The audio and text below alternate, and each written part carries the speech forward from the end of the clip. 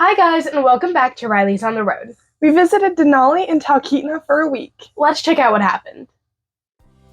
From Fairbanks, it's only 2 hours to Denali National Park. We stayed 4 nights at a campground just outside the only road entrance to the park. I thought it would be a good idea to have a make-your-own trail mix bar for our busy week exploring the area. Everyone brought different add-ins, and none of the kids were mad when it turned out to be half candy. The easiest way to explore Denali National Park is on a bus tour. Cars aren't allowed on the only park road, but that's for the better, so everyone can enjoy the scenery. The mountains are beautiful, but catching a glimpse of the main mountain, Mount McKinley, is not common in this part of the park. We did have a few animal sightings, though. The park is famous for its Dall sheep, which we spotted far on a mountainside.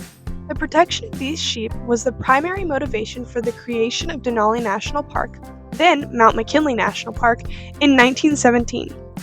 We also got lucky to see quite a few caribou, including one sleeping in the snow.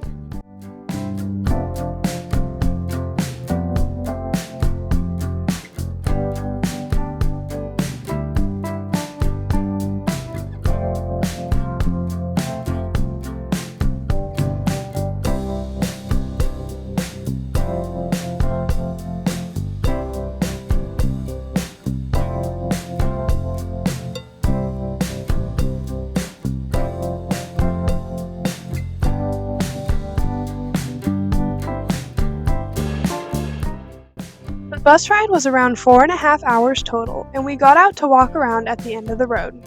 We went down by the river but didn't spend much time there before it started raining. Our big group had trouble finding a bus that would be able to fit all of us on the way back. But everyone going together was worth it.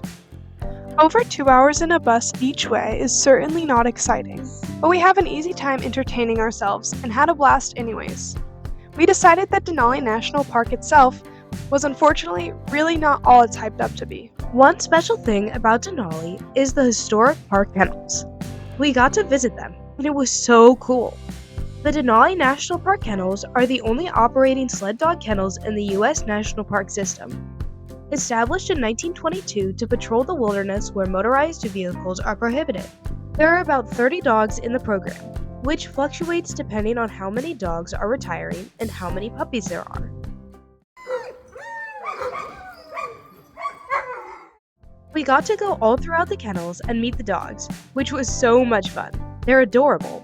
Then we watched the sled dog demonstration, where we learned some more about the kennels and got to see the sled dogs in action.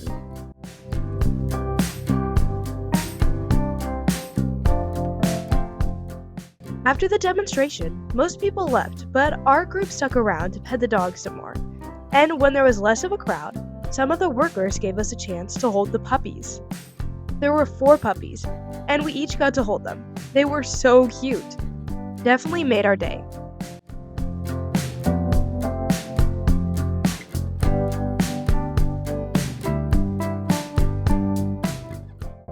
Next, we stopped at the Denali sign to take our group picture before going to the visitor center to explore and get our junior ranger badges.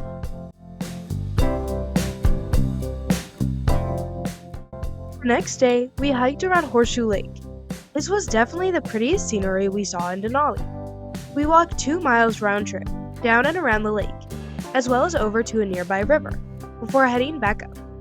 On our way down, there were some overlooks to look at the lake, and that's where we got our first glimpse of a mama moose with her 2 babies. We quickly walked down the rest of the way to see them better. When we arrived, we got such a clear view of them.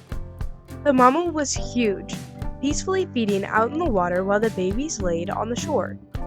We stayed and watched them for a while, which was so cool. Eventually, the babies got up and started playing in the water.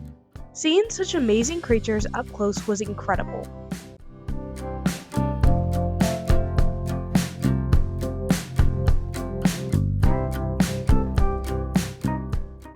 Later, we continued our hike and saw the rest of the lake and river before heading back. David and I went on a date to the 49th State Brewery, which hosts a replica of the infamous Magic Bus from the movie Into the Wild. The next day, when we left Denali RV, we immediately got an alert from our tire pressure monitoring service that we had a flat, so we pulled over and the guy swapped it out real quick. Can you believe this drill bit was the cause? We drove to the other side of Denali to Denali State Park near Talkeetna. We stayed in the state park for another 4 days, and it was arguably prettier than the national park.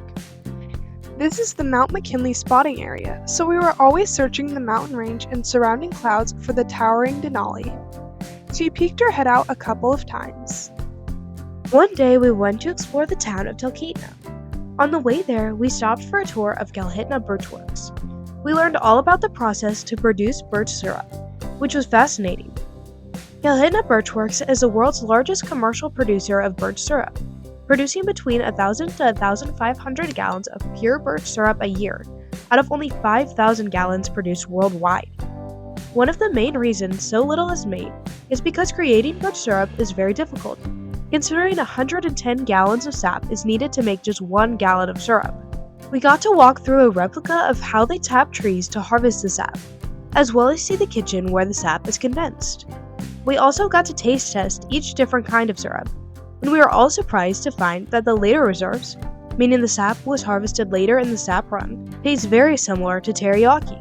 After tasting all the birch syrup, we went to walk around downtown Talkeetna. We were lucky to spot Denali with just partial cloud coverage. The mountain stands over 20,000 feet, and it's so tall that people say it creates its own weather system, leaving the peaks surrounded in clouds the majority of the time. It's said that only 30% of visitors can catch a glimpse of the bashful Mount McKinley. We stopped into some gift shops in town and tried fireweed ice cream, which we're pretty sure was a gimmick. We didn't taste the flower at all. We put the Jasper, Alaska Highway, and dog kennel stickers on the back of the rig. Denali RV Park charged about $100 a night, which is typical for full hookups in Alaska. Kasugi-Ken State Park only had electrical hookups, but was a beautiful park. Alaska does a great job of supporting and encouraging their veterans to camp as a benefit. Denali National Park is a pretty inaccessible national park. Besides being remote and pricey to get to, you have to pay for a bus in order to access past Mile 13. None of us were huge fans of the park. There are very limited hiking trails, the scenery was not awe-inspiring, and the wildlife sightings not as prolific as other parks such as Yellowstone, Glacier, or Rocky Mountain. We got to pet the cutest bark rangers. See you next time on Riley's on the Road. Bye!